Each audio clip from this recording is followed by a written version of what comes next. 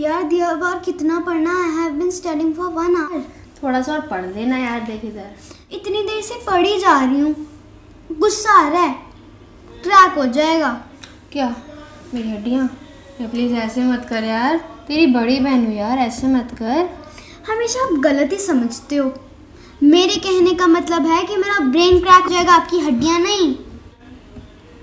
अच्छा मेरे को एक बात बता, तूने स्टार्टिंग में क्या बोला था इंग्लिश में?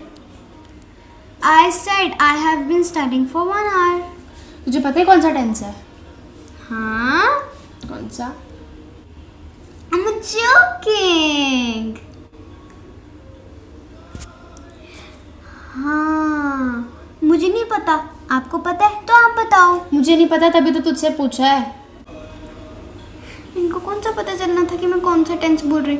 मैं कोई सा भी टेंस बोल देती, इनको कौन सा पता चलना था? मुझे नहीं पता चलता तो शिवानी मैम को पता चल जाता। चल अब उनके पास, let's go to her. Hello everyone, welcome back to Pleasing Studies. Our today's topic is past perfect continuous tense.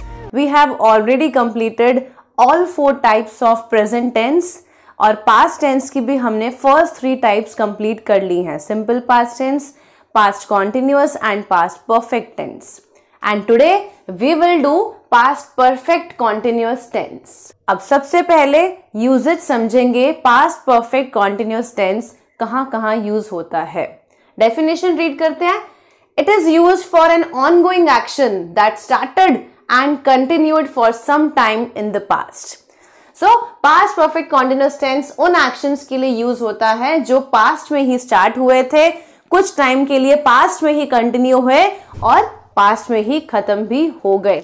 मतलब अब प्रेजेंट टाइम से उन एक्शंस का कुछ लेना देना नहीं है। जैसे कि I had been teaching tuitions for 8 years continuously.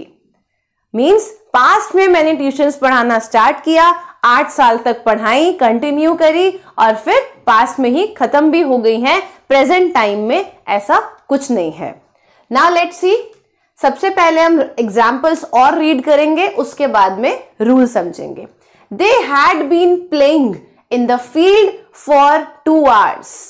They subject है, प्लूरल सब्जेक्ट है या सिंगुलर सब्जेक्ट है। पास्ट परफेक्ट कॉन्टिन्यूअस में हमेशा हैड बीन आएगा। हैज और हैव का कोई पंगा नहीं है। अगर सब्जेक्ट सिंगुलर है या सब्जेक्ट प्लूरल है, हमेशा हैड बीन आएगा और वर्ब की फर्स्ट फॉर्म के साथ I N G. I have already told you कि जहां पे भी जिस भी टेंस में कॉन्टिन्यूअस वर्ड आ गया वहां पे हमेशा आईएनजी तो आएगा ही आएगा, वो भी वर्ब की फर्स्ट फॉर्म के साथ, क्योंकि आईएनजी हमेशा वर्ब की फर्स्ट फॉर्म के साथ ही आता है। तो रूल हुआ हमारा सब्जेक्ट, उसके साथ में हैड बीन, चाहे सब्जेक्ट प्लूरल है या सिंगुलर है, फिर वर्ब की first form, I N G, object. Last में ये है सिंस फॉर। सिंस फॉर का क्या यूजेज है ये हम अभी इन एग्जाम्पल्स के साथ में ही रीड करेंगे। They had been playing in the field for 2 hours. She had been walking in the park since 4 p.m. I had been watching movie for 30 minutes. Since use होता है point of time के लिए, मतलब कि कोई fix time बताया हो तब। For यूज होता है period of time के लिए, means कोई टाइम जो एक फिक्स नहीं बताया हुआ। जैसे कि they had been playing in the field for 2 hours. यहां पे for 2 hours बोला है, वो कितने बजे स्टार्ट हुआ था, 5 o'clock 6 o'clock नहीं, सिर्फ ये बताया है 2 घंटे के लिए, for 2 hours।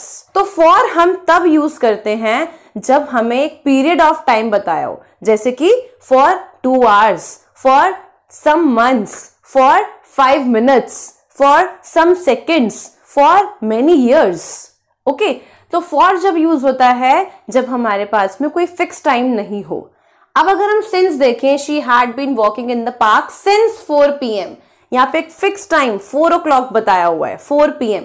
तो सिंस यूज होगा एक फिक्स टाइम या एक पॉइंट ऑफ टाइम के साथ, जैसे कि since 4 PM, since 1 o'clock, since evening और since January, since Monday, since 10 AM in the morning. तो सिंस यूज होता है पॉइंट ऑफ टाइम के लिए जब एक पर्टिकुलर नेम ऑफ डे हमें मेंशन हो, particular name of month mention हो, particular number of year mention हो या फिक्स टाइम मेंशन हो, तब सिंस यूज होता है। और फॉर में कुछ पर्टिकुलरली नेम ऑफ मंथ या name of day, number of year या फिक्स टाइम मेंशन नहीं होता है। ठीक है, लास्ट एग्जांपल है I had been watching movie for 30 minutes. Fix time नहीं दिया हुआ, 30 मिनट्स एक पीरियड ऑफ टाइम दिया हुआ है, इसलिए उसके साथ में हमने फॉर लगाया। तो अब हम देखते हैं कि पास्ट परफेक्ट कॉन्टिन्यूअस टेंस में नेगेटिव सेंटेंसेस कैसे बनेंगे। वेरी इजी, अगर आपने पिछले टाइप्स ऑफ टेंसेस अच्छे से करे हैं तो you can tell this on your own. हम यहाँ पे सिर्फ सब्जेक्ट और यहाँ पे हैड के बाद में नॉट लगा देंगे, बन गया हमारा negative sentence past perfect continuous tense का। तो अब देखते हैं क्या सेंटेंस बने, आप लोग भी अपने माइंड में रीड कीजिए। They had not been playing in the field for 2 hours, negative. She had not been walking in the park since 4 p.m. Negative. I had not been watching movie for 30 minutes. Negative. So here we simply have to add not and again not. हमारे negative sentences ready हैं। इसके बाद में देखते हैं interrogative sentences कैसे बनेंगे। तो यहाँ पे एक सेंटेंस है he had been walking for 1 hour।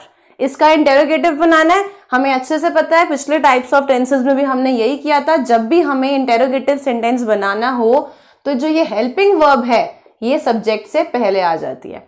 तो इससे क्या बनेगा सेंटेंस इंटेरोगेटिव का, हैड ही बीन